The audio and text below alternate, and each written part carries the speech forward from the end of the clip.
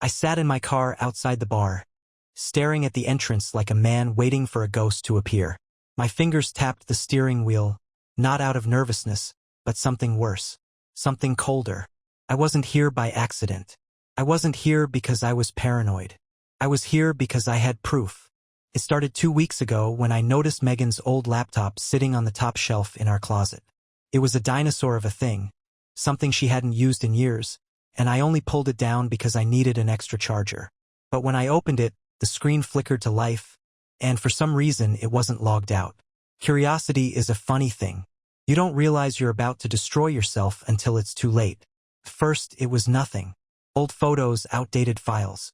But then I found the hidden folder, tucked away in a corner of the desktop with a name so generic it almost slipped past me. Work docs.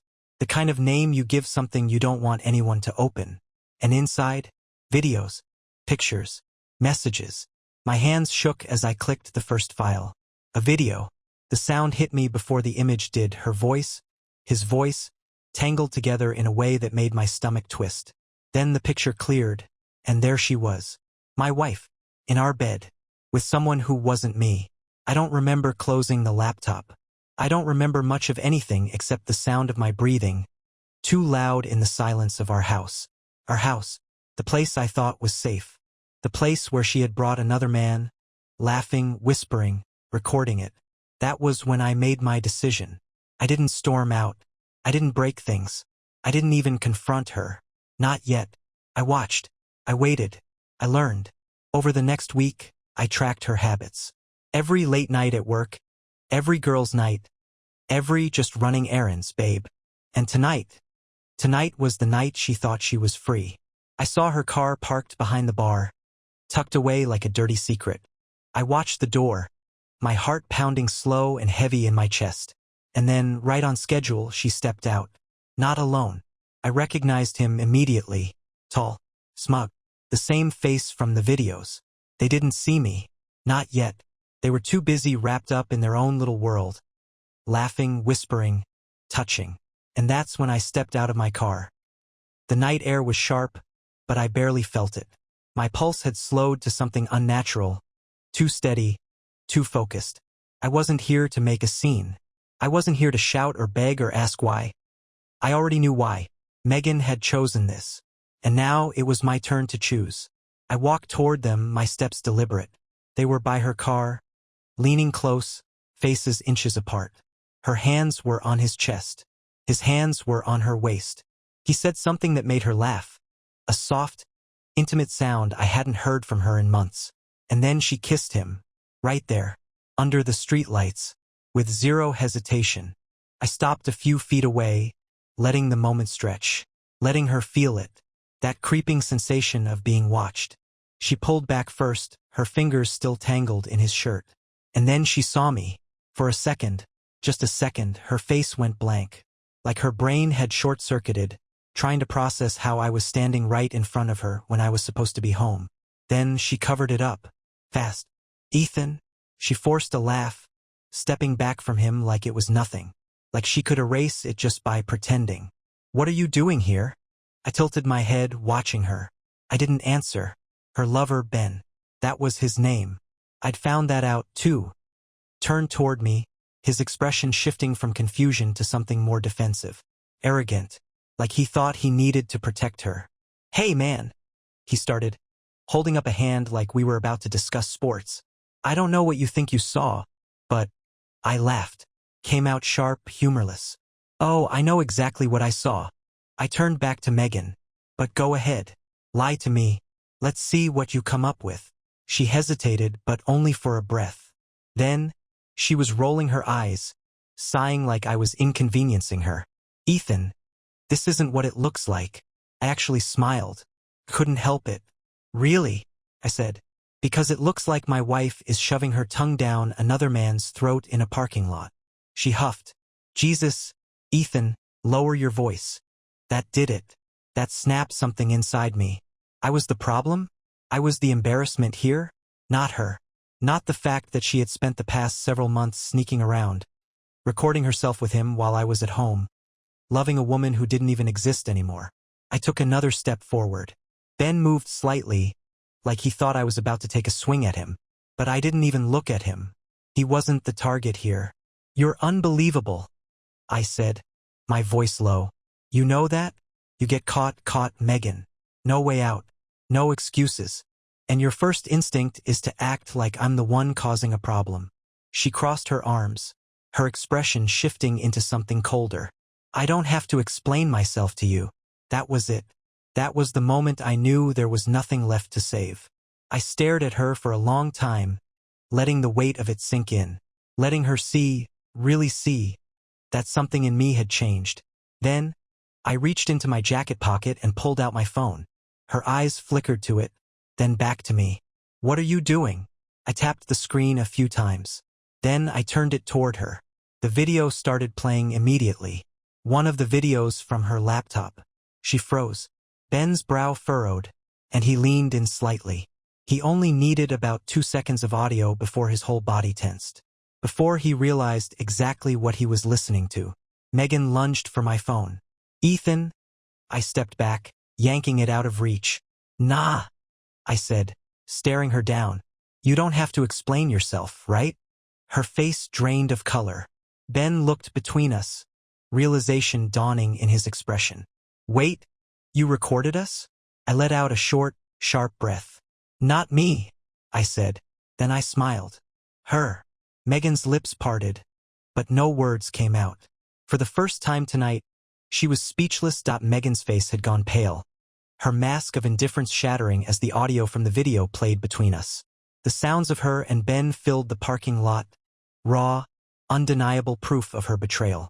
She reached for my phone again, desperate now, but I was faster. I yanked it back, locking the screen. She wasn't getting out of this. "Ethan, stop," she snapped, voice shaking. Not sad, not regretful, just afraid. But not of losing me. No, she was afraid of being exposed. Ben was still staring at her, arms dropping from the confident stance he'd had just minutes ago. "Wait," he said slowly, like his brain was struggling to catch up. "That video was on your phone?" Megan didn't answer. I did. "No, Ben," I said, letting every word sink in.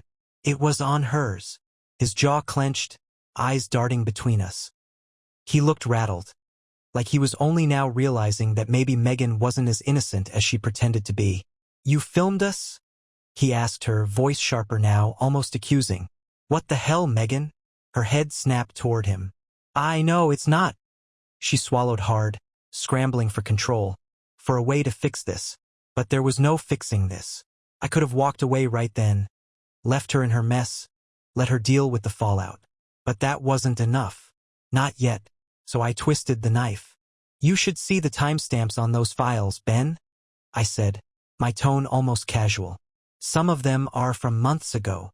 His whole body stiffened. "What?" I nodded, my smile sharp and cold. "Yeah, you weren't her first." Megan spun toward me, panic flashing in her eyes. "Ethan, shut up." But it was too late. Ben had stepped back from her, his expression shifting from confusion to something darker. "Wait, hold on. You mean to tell me she was doing this with other guys before me?" Megan grabbed his arm. "Ben, don't listen to him. He's just trying to." "Are you serious right now?" Ben yanked away from her, disgust flashing across his face. "Jesus, Megan. I thought." He shook his head, running a hand over his mouth. "I thought I was different." I let out a low chuckle. "Yeah," I said. "So did I." She turned back to me, eyes burning with rage now. "You think this is funny?" she hissed. I tilted my head, considering it. "A little." Her hands balled into fists. She had never looked at me like this before. Not with love, not with anger, not even in our worst fights. This was hatred. Good, because I hated her, too. She took a slow breath, forcing herself back into control. "All right, Ethan," she said, her voice eerily calm. "You got what you wanted. You exposed me. You humiliated me. Now what?" She was challenging me, daring me, and she had no idea that I wasn't done yet. I smiled, slipping my phone back into my pocket. "Now," I said. "Now we go home." Megan blinked, thrown off. "What?" I shrugged. "You and me. We're going home." I gestured to her car. Get in. Her eyes narrowed. Why the hell would I do that? I stepped closer, lowering my voice so only she could hear. Because if you don't, I'm sending every single one of those videos to everyone we know. Her breath hitched. Checkmate. Ben was still standing there, watching us, his face twisted in some mix of betrayal and anger. But he didn't matter anymore. Not to me. Not to her. This was between me and Megan now. She swallowed hard, the fight draining out of her. She knew I wasn't bluffing. She knew exactly what I was capable of. And so, after a long, tense moment, she got in the car. I followed, and we drove home in complete silence. The car ride home was suffocating. The only sound was the hum of the engine and the faint, rapid tapping of Megan's nails against her thigh. A nervous tick. Good. She should be nervous. She didn't speak. Didn't try to explain. What could she say? Sorry, babe, I didn't mean to record myself with another guy while you were at work. She knew better. I could feel her staring at me from the passenger seat, waiting, calculating, trying to figure out what my next move was. But she wouldn't. She had already lost control, and I wasn't about to give it back. When we pulled into the driveway, she hesitated. You first, I said, nodding toward the house. She clenched her jaw but obeyed, stepping out stiffly. I followed close behind, my presence heavy, pressing down on her. I wanted her to feel it, the weight of what she had done. Inside, she spun around the second I closed the door. All right? She snapped, crossing her arms. What the hell was that? I leaned against the door, watching her. That? I repeated. That was me taking back control. She scoffed. Oh, so what? You're punishing me? What's the plan, Ethan? Gonna make me beg? Make me suffer? I smiled, slow and deliberate. Megan, I said, you haven't even begun to suffer. Her throat bobbed, but she masked it quickly. You're being dramatic. I pushed off the door, stepping closer. Am I? I whispered. She tried to hold her ground, but I saw the flicker of unease in her eyes, the way her body tensed, ready to run. And that's when I pulled my phone out again. Her whole body locked up. Ethan, I held up a finger, silencing her. Then I started tapping. One by one, I selected the videos. One by one, I added recipients. Our friends, our family, her coworkers, even her mother. I let her see every single name I selected. Her face went white. Ethan, she said, her voice trembling now. Please, don't. I looked up at her, tilting my head. You don't want people to know? She shook her head violently. No. No, She swallowed hard, dropping all pretense, her voice breaking for the first time. Ethan, I'm sorry. I messed up. I know I did. But please, please don't do this. You'll ruin me. I raised an eyebrow. Oh, now you're sorry? She nodded quickly, desperately. Yes, I am. I swear to God. I'll fix this. I'll do anything. Just don't. I held my thumb over the send button. She let out a shaky breath, staring at it like it was a loaded gun. Anything? I repeated. She nodded. I let the moment stretch. Let her believe I was actually considering sparing her. Then I smirked. Nah, I said. I don't believe you. And then I pressed send. Megan screamed. The sound that came out of her wasn't just a scream. It was primal, like a wounded animal. A noise ripped straight from the core of someone who had just lost everything. Her hands flew to her head as she spun in circles, panic pouring out of her. No, no, no, no, and no. Her breathing went ragged as she lunged for me. Ethan, you son of a... I stepped back, dodging her easily, watching her completely unravel. This wasn't the cold, manipulative Megan from earlier. This wasn't even the smug, cheating Megan from the bar. This was a woman watching her life crumble in real time. She grabbed my arm, her nails digging in deep, her voice desperate now. Ethan, you don't understand. You just ruined me. I yanked free, shaking my head. Nah, I said, watching her break apart. You ruined yourself. Her phone started buzzing, over and over and over. Her hands shook as she grabbed it, eyes scanning the screen. More buzzing, more texts, more proof that her world was already catching fire. She gasped, her face twisting in horror. Oh my God, my mom. My boss. My friends. She looked up at me, her face raw with disbelief. You really sent it. You actually did it. I shrugged. What? You thought I was bluffing? Her mouth opened, then closed. I could see the war in her head. Rage, shame, regret, fear. She made a sound, half sob, half growl, then hurled her phone at the wall. It shattered, pieces flying across the floor. But it didn't matter. The damage was already done. And then the knocking started. Loud, urgent. Megan's head snapped toward the door. Her whole body tensed. I glanced at my watch. That was faster than I expected. I walked over, unlocked it, and swung it open. There stood Ben, and he looked furious. His fists were clenched, his breathing heavy. He had seen the videos. Megan let out a choked sound. Ben. But he wasn't looking at her. He was looking at me. And then, without warning, he swung. His fist collided with my jaw. Pain exploded across my face, white-hot and blinding. My head snapped to the side, and for a second, all I could hear was the dull, throbbing ring in my ears. Ben stood there, chest heaving, fist still clenched, waiting for me to fall. But I didn't. Instead, I straightened slowly, rolling my jaw, tasting blood on my tongue. Then I looked him dead in the eyes and I smiled. That was all it took. Ben's confidence faltered. You done? I asked, my voice calm. Too calm. He took half a step back, suddenly unsure. You ruined her, he spat, pointing at Megan, who was standing frozen, eyes wide with terror. You ruined her whole damn life just because she didn't love you anymore. I wiped the blood from my lip and exhaled a slow, measured breath. Oh, Ben, I said, shaking my head. You still don't get it, do you? His brow furrowed. This wasn't about love. I took a step closer, forcing him back into the hallway. This was about respect. Something she clearly never had for me. I gestured toward Megan without even looking at her. You really thought you were special? Thought you were the only one? Ben's jaw tightened, but I could see the hesitation creeping in now. I chuckled. Go ahead. Ask her. Silence. Megan said nothing. Ben's eyes darted to her, searching, begging for her to deny it. She didn't. Her lip trembled, her fingers twitching at her sides, but she didn't speak. She couldn't. And that was it. Ben deflated.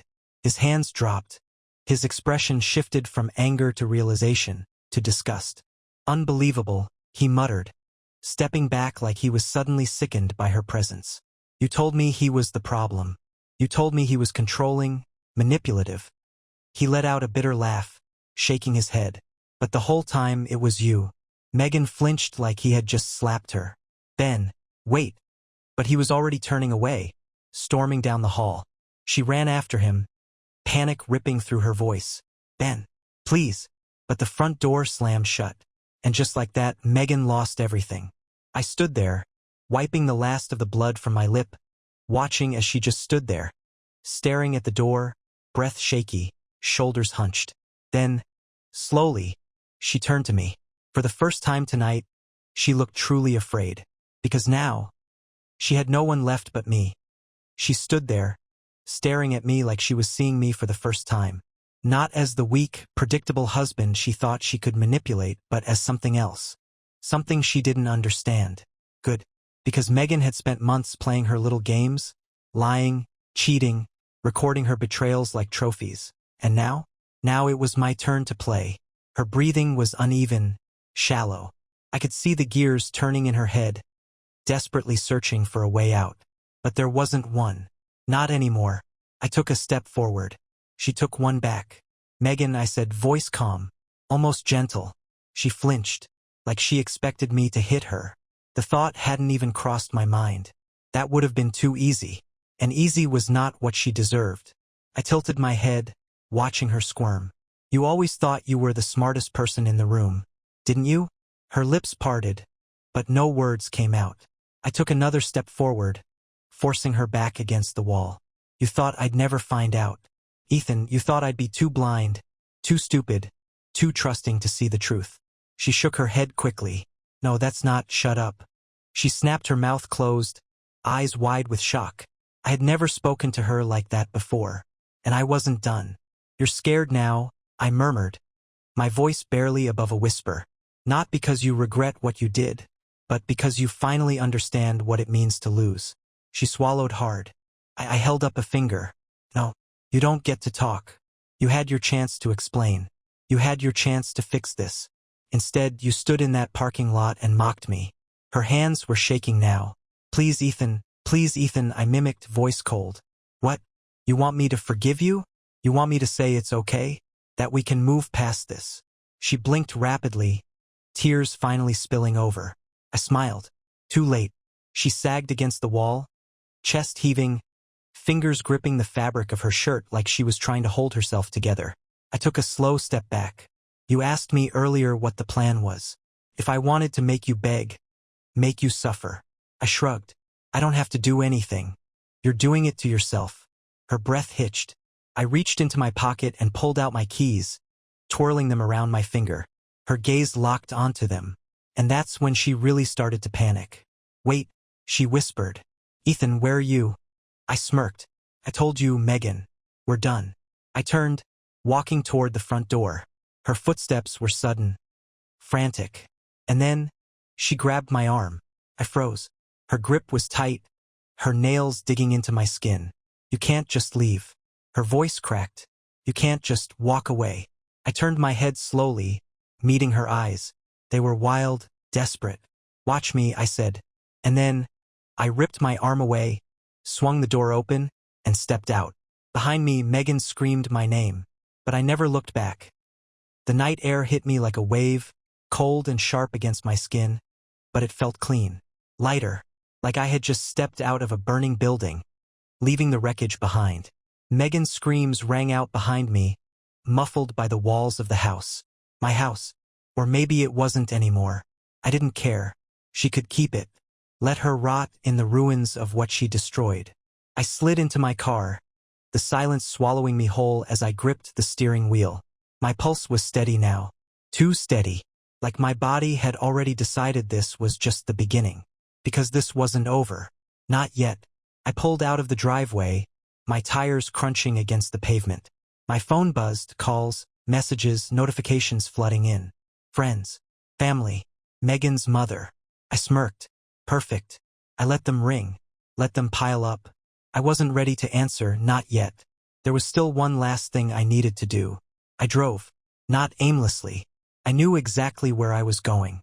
15 minutes later, I pulled up to a small, familiar house. The porch light was on.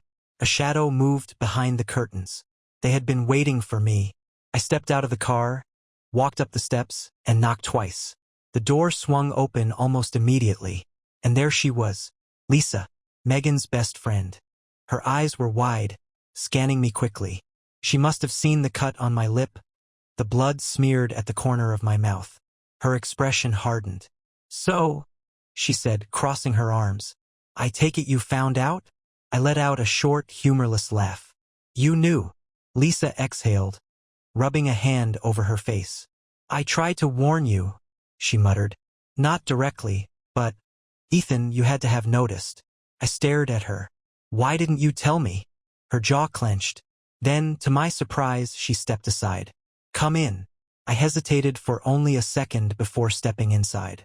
The door clicked shut behind me, sealing us in. Lisa turned to face me, her expression unreadable. You should sit down, she said. I didn't move. Just tell me. She sighed. Ethan, Megan's been lying to you for a long time. Something in my chest twisted, but I stayed silent. Lisa shook her head, crossing her arms. And I don't just mean about Ben. I stilled.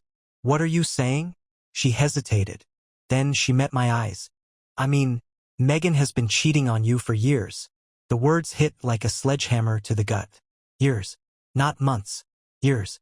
I stared at Lisa, waiting for her to laugh, to say she was kidding, that it was just Ben, that this wasn't worse than I already thought, that I hadn't been living in a lie for even longer than I knew.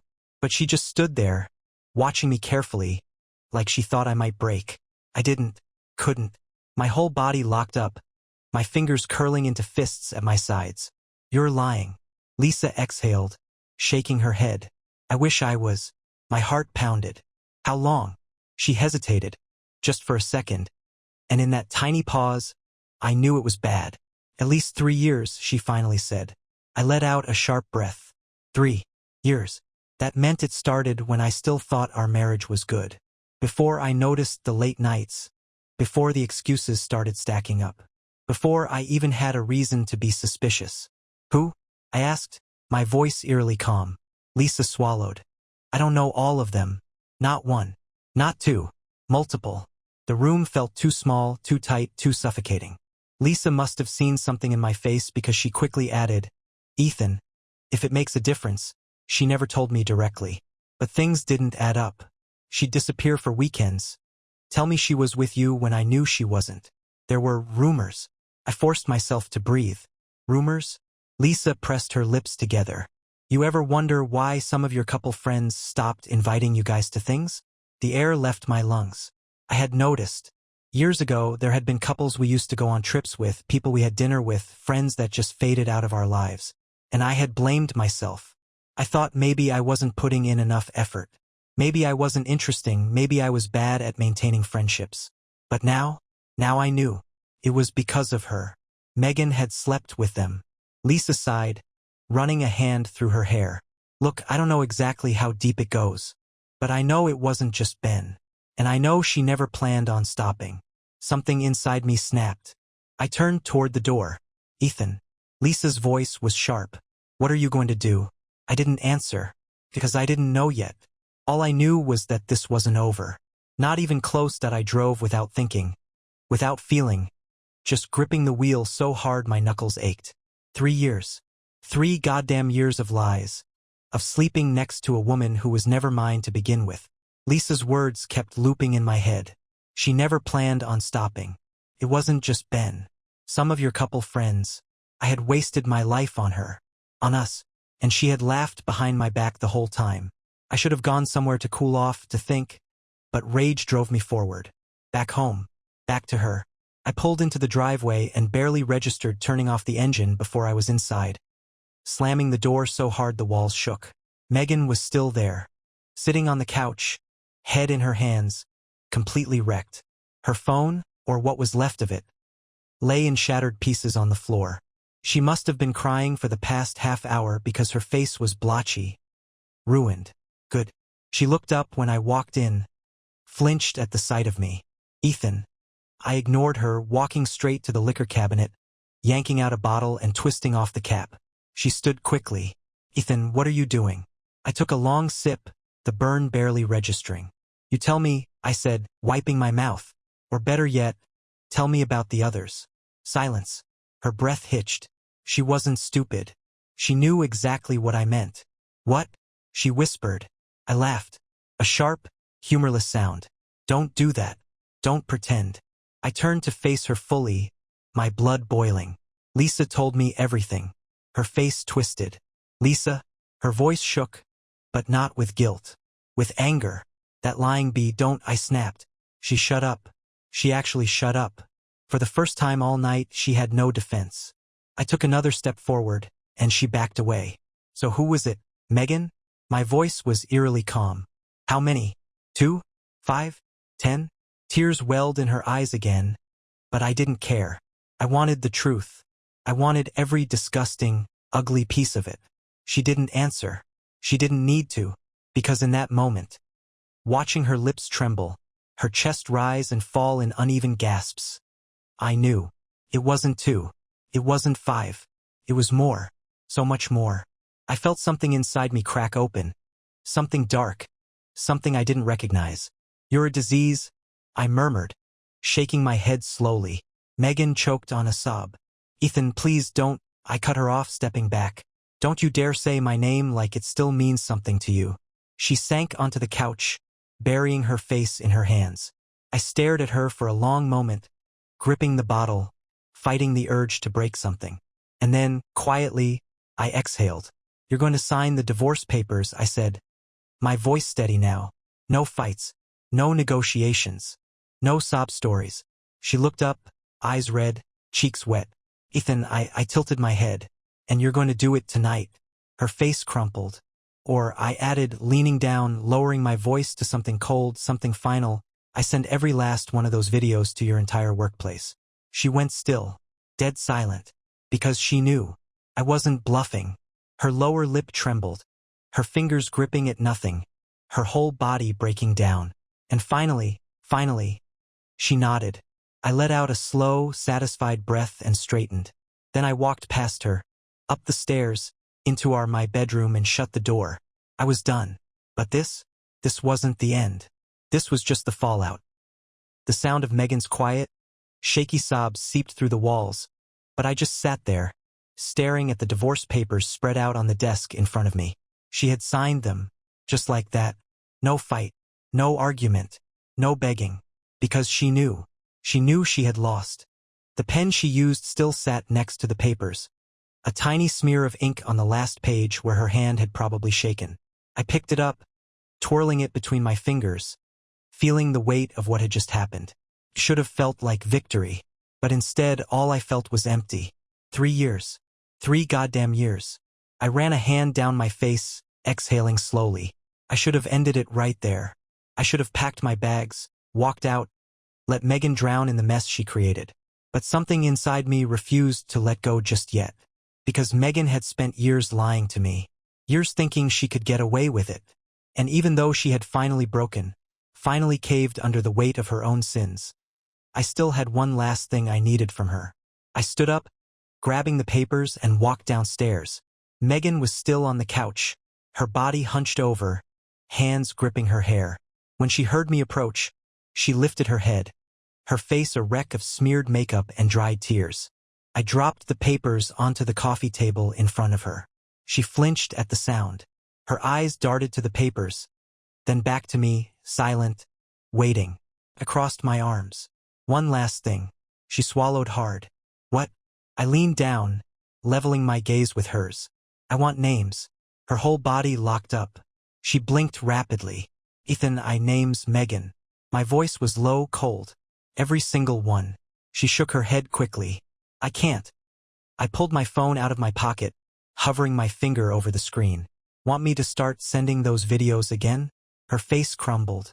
A deep, shuddering breath. Her fingers dug into the fabric of her sleeves. And then she nodded. "Fine," she whispered. "You win." She reached for a notepad on the table, her hands trembling as she flipped it open. And then, slowly, she started writing. I stood there watching the list grow, watching the truth finally come out. 1 name, then 2, then 5, then 10. And she still wasn't done. I watched as Megan's hand shook over the notepad, the pen scratching against the paper in slow, trembling strokes. 1 name, then another, and another. The list kept growing.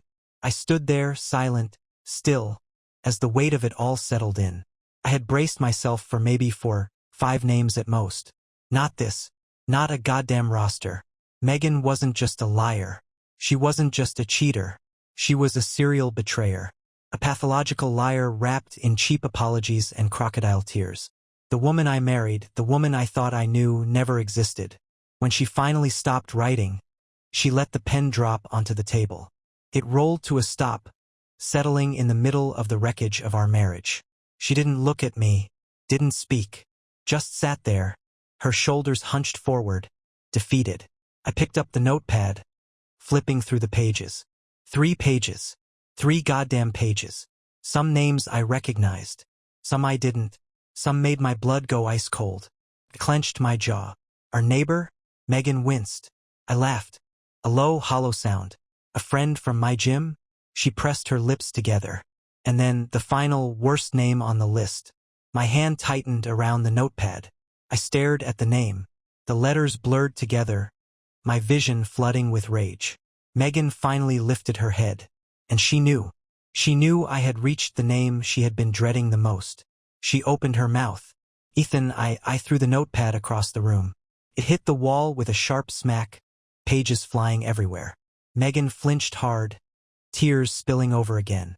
But I wasn't even looking at her anymore. Couldn't. Because the last name on that list, the final nail in the coffin of my sanity, wasn't just a random guy. It wasn't some stranger. It wasn't even a friend. It was my brother. The world tilted. My stomach twisted into something awful, something dark and uncontrollable. everything blurred. And then, just like that, I knew what I had to do, because this wasn't about revenge anymore. This was about ending this nightmare once and for all.